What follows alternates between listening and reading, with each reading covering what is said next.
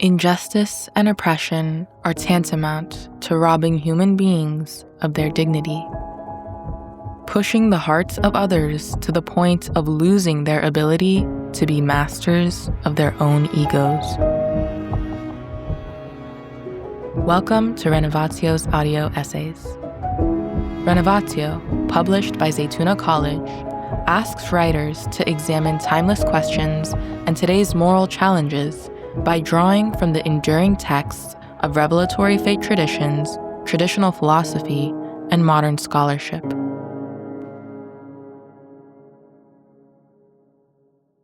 The following essay is written by Dagli, a scholar of Islamic metaphysics and associate professor of religious studies at the College of the Holy Cross. Dignity is for the heart, not the ego. Read by Laiba Hussein.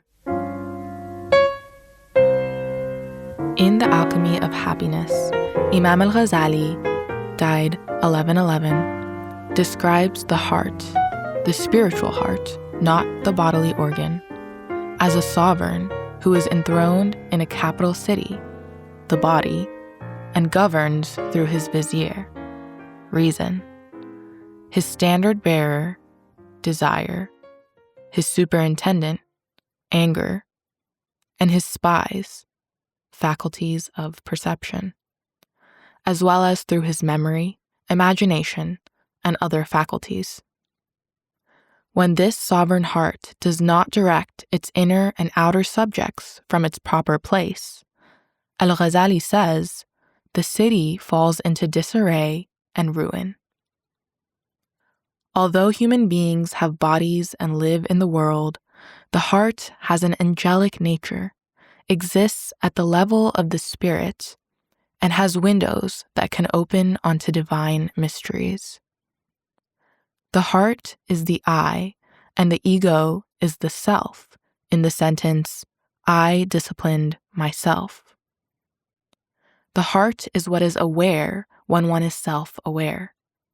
It awakens when one stops sleepwalking through life. It brings attention inward from the outward. Dignity is one dimension of the proper relationship between that heart and the ego. Dignity is my self-mastery in your presence, my self-mastery as experienced by you, and your self-mastery as experienced by me. To have dignity, to demand dignity, and to treat others with dignity are three aspects of the same virtue of restraining the selfish passions. We owe that aspect of spiritual discipline simultaneously to ourselves and to others, and others owe it to us. To act with dignity is to demonstrate not merely ethical behavior, but ethical behavior insofar as such actions are intelligible as a heart mastering the passions and desires that constitute an ego. This means that ultimately there can be no dignity without spirituality, and no spirituality without dignity. The three dimensions of self-mastery presuppose and imply each other. To act with dignity means both to treat others with dignity and to resist the indignities inflicted by others upon oneself. As a form of self-mastery, dignity is immediately charitable and socially aware, because the beauty of a human being mastering the self necessarily leads to the beauty of treating others with dignity as well as the expectation to be treated with dignity by others. Whether one treats another with dignity must be measured against that person's spiritual heart, not his passions or desires. To rob someone else of dignity, understood in this way, really means to target another's heart and side with their fears, despair, greed, and vanity until the heart's place in the soul is toppled. Every human being has a limit to the deprivation, infliction of pain, and insults that he can sustain. Let us remember that the ego can win its battle with the heart with help from the outside in different ways. The Prophet Muhammad (SAW) once even forbade insulting a man who was found drunk, saying, "Do not speak thus. Do not help Satan against your brother." Sahih al-Bukhari 6395. To wrong others, to rob them of their dignity, is an intrusion upon their hearts, and extreme cases of trespass can bring human beings to a state of bare survival, vulnerability, and hopelessness, such that their natural impulses almost necessarily take over. Being placed in a situation that favors the ego to such an extent that one struggles to be more than an animalistic stimulus response machine feels like an inability to fulfill one's purpose and to be in control of oneself. Thus, one experiences a loss of dignity, even if one is excused and forgiven in the eyes of God. Being afraid, hungry, insulted, lonely, these conditions take the energy of the true self away from fulfilling its transcendent purposes. Extreme fear, grief, despair, and loss tax the body and soul and trap the heart in a waking nightmare. Injustice and oppression are tantamount to robbing human beings of their dignity, pushing the hearts of others to the point of losing their ability to be masters of their own egos. Therefore, to treat others with dignity requires that one neither deprive nor frighten them, not to be indifferent to their deprivation or fear, and to neither cause them grief nor trap them in loneliness and hopelessness. It does no good to say to someone, "Be dignified no matter the circumstances." "Be a saint" is not realistic counsel, although it is a good ideal. The loss of dignity is not something that can be imposed directly from the outside, and rare individuals can remain dignified in the most extreme situations. But outside injustice undermines dignity because it removes the air that allows one's personal dignity to breathe.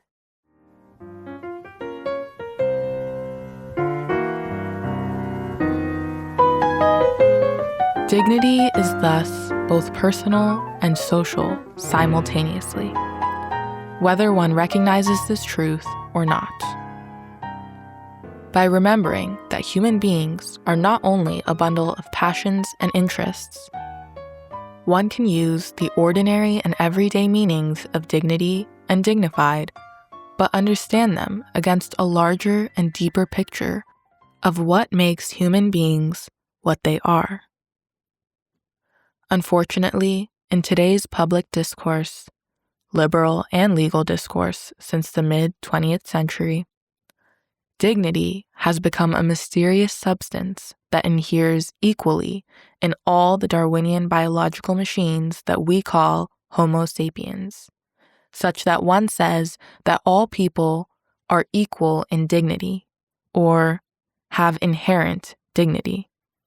Such uses of dignity as a grounding for rights or as a principle of equality only exist in specialized and quasi-official contexts, like beverage or boarding process. They constitute an escape from plain language and sincerity and, like corporate jargon or legalese or science speak, announce a certain set of rules about what to think and how to talk. Once upon a time, dignity denoted rank or prestige, but this now archaic use, as opposed to being dignified or maintaining one's dignity, has mostly fallen away except when it comes to statements such as those found in the Universal Declaration of Human Rights and other philosophical and legal contexts. No one ever asserts that people are of unequal dignity with respect to anything. So what then is the meaning or point of demanding a belief in equal dignity? When most people speak today of dignity, they mean a way of being and comportment, with no thought about the now outdated meanings mentioned above. Yet, dignity is not something one simply has, like brown eyes or vital organs, but something that everyone must do. One must be very careful with figurative language like respecting dignity, because dignity is that very showing of respect. When one addresses one's spouse as my love, one really means my beloved. It would be strange to invent some entity called belovedness, or even simply love, that inheres in other people and which is the thing that one cares for. But that is what has become of dignity in phrases such as inherent dignity. One cannot have respect for dignity any more than one can have compassion for love. One could say we owe our dignity to others, or that everyone is owed dignity, for example, dignified behavior. That would be closer to its real use. Love thine enemy is a fine maxim, but it is a clear statement of virtue or duty, and no one would confuse it with the notion that somehow everyone deserves the same love. It's the same with dignity. Only people who fail to understand what love is can say, all people are equal in belovedness, or one should love everyone's belovedness.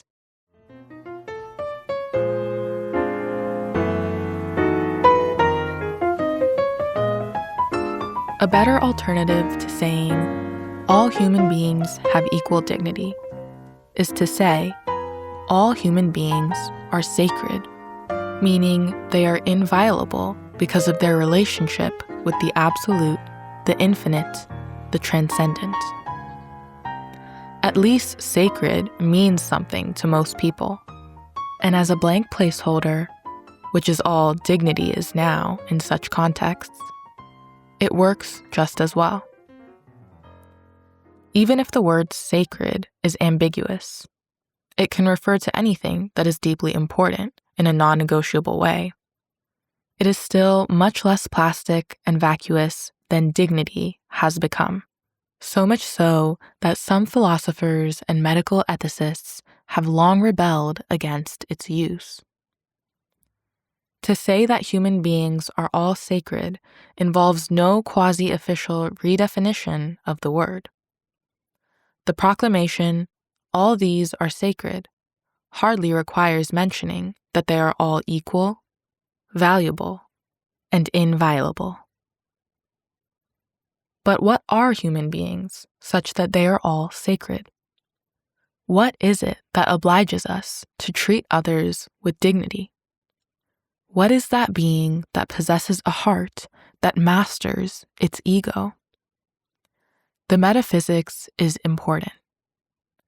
Unless we believe concretely that each individual has a soul or heart or spirit, a mysterious self that lies as a potentiality within, then all talk of dignity is a pure demand devoid of an account that makes it make sense. Rather than adopting the naked imperative to believe that all human beings have equal value, a fine imperative, but one that makes no sense if we are what the Darwinians say we are.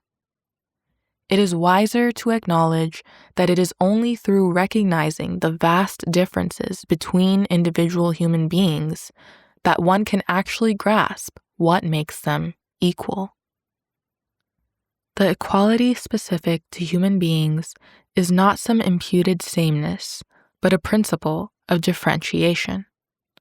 the potentiality for the realization of the human virtues that manifests when the heart and the ego are in a correct relationship with each other.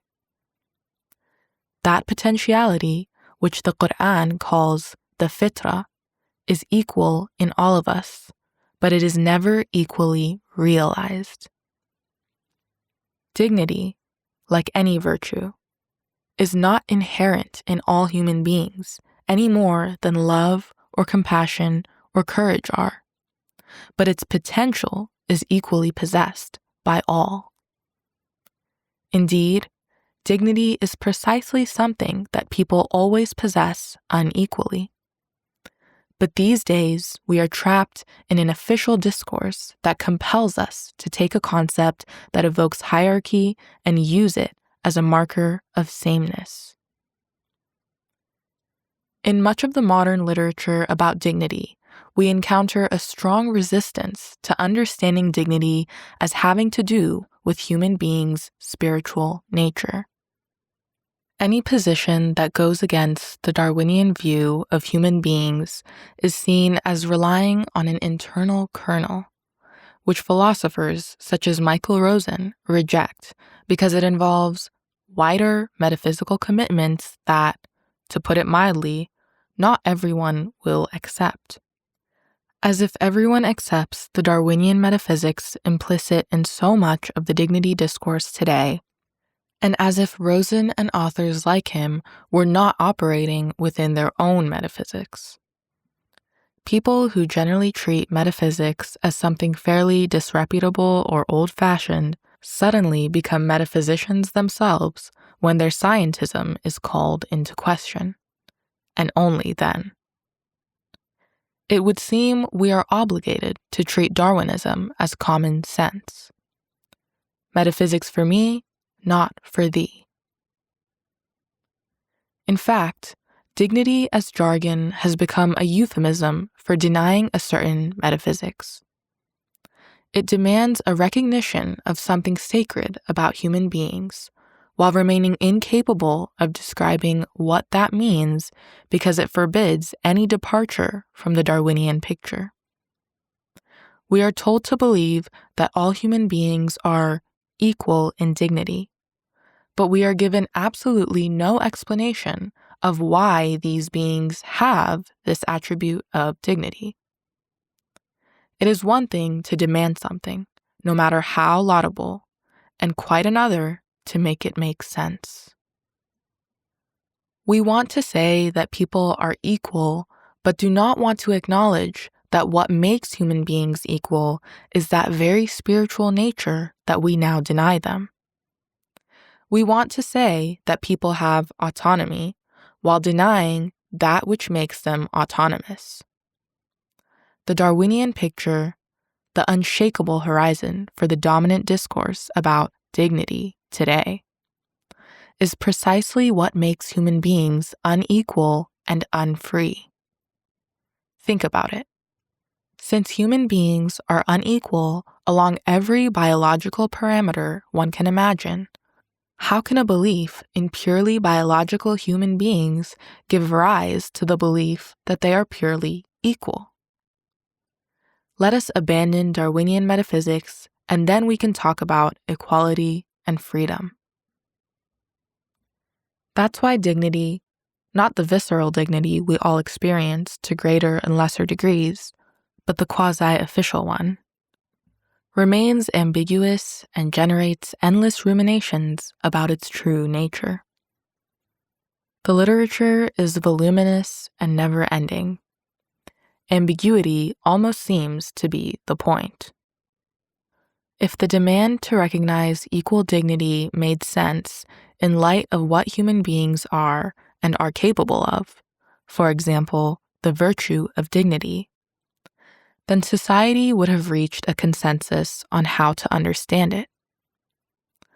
But that common understanding will never come so long as the Darwinian view of human beings as nothing other than mechanical bundles of passions remains absolute.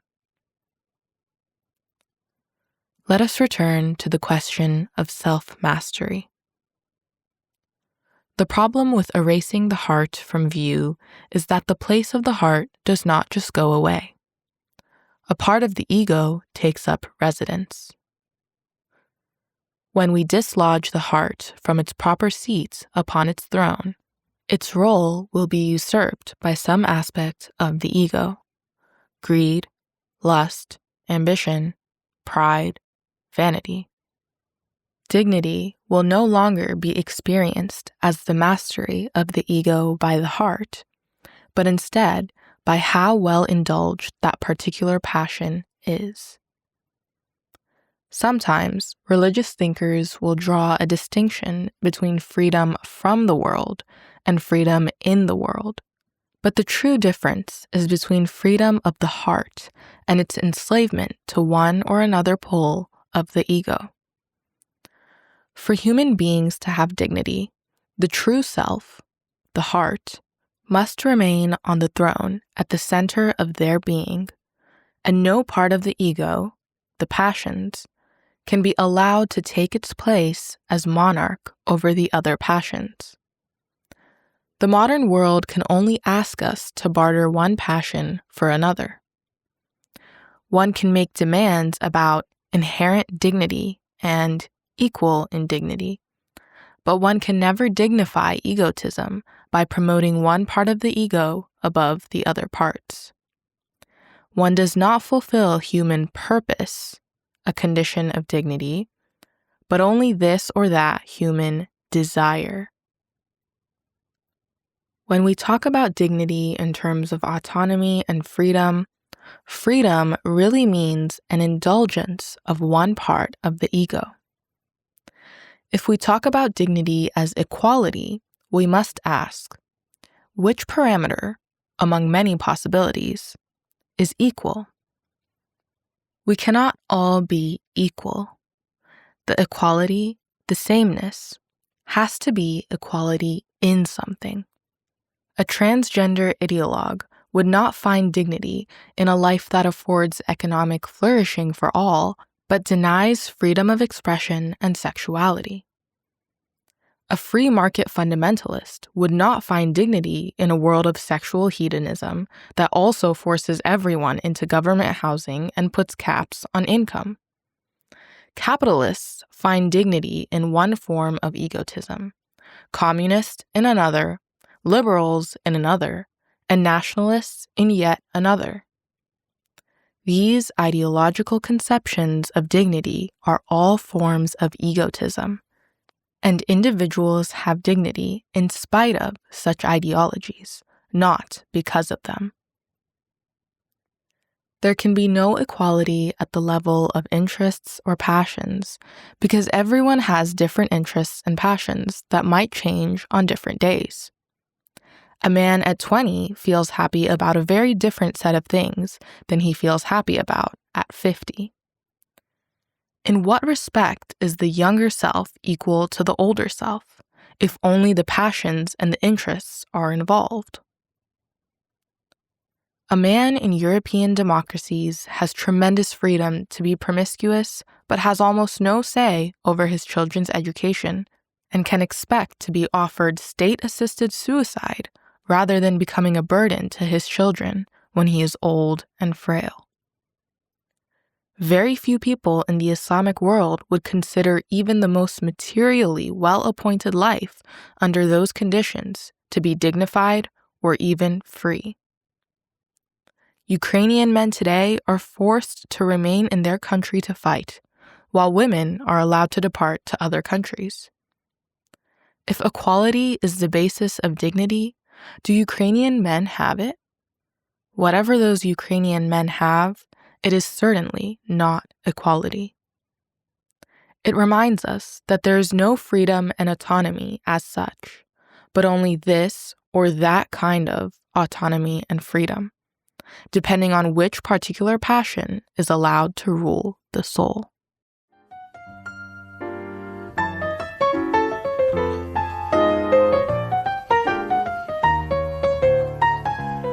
An image might make this clearer.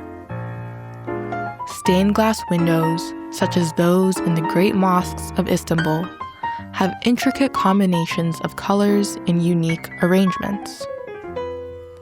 The pieces of glass and their shapes and sizes are different, and the luminosity coming through them varies from window to window, and even the same window varies from hour to hour. Likewise, the luminous heart at the center of every human being is not present in the same way at all times. Even in the same person, the light varies with the flow of time. But the potential for light to shine through is always there, and when the light comes through, it fills the space all the same. Stained glass windows can be equally transparent, and the light that comes through them might be the same, but the pieces of glass as glass are of different sizes and shapes and colors. The varied pieces of glass can never be equal, and therefore we should never assert that all windows are equally red, if redness is the favored color, or equally blue or equally yellow, or attempt to reshape or disfigure them, thereby denying the window their purpose as a way for light to enter, while also destroying and denaturing the balance of colors as they should be. No window generates its own light, and no ego produces its own dignity. Looking at things this way enables us to connect what we already know about dignity to what we already know about ourselves. It is an affront to human intelligence and morality to demand that we regard a saint and a human trafficker as having equal dignity.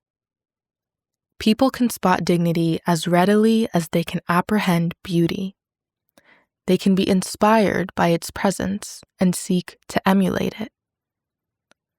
Does it make any sense to be inspired by or to emulate a quality we already possess in exactly the same measure as a hero we admire? Dear reader, refuse to obey the imperative to believe that everyone equally possesses a chimerical quality, an imperative that always comes bundled with the contradictory command to believe that we are nothing but biological machines.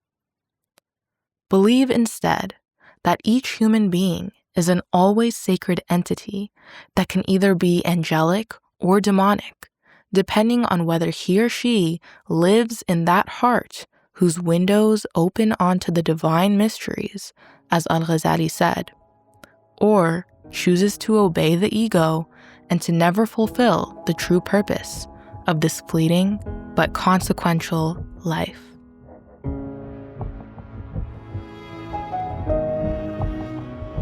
Thank you for listening to Dignity is for the Heart, Not the Ego, an essay by John K. Dagli. You can find this essay online at renovatio.zaytuna.edu or in our print edition titled What Dignity Requires of Us. Thank you.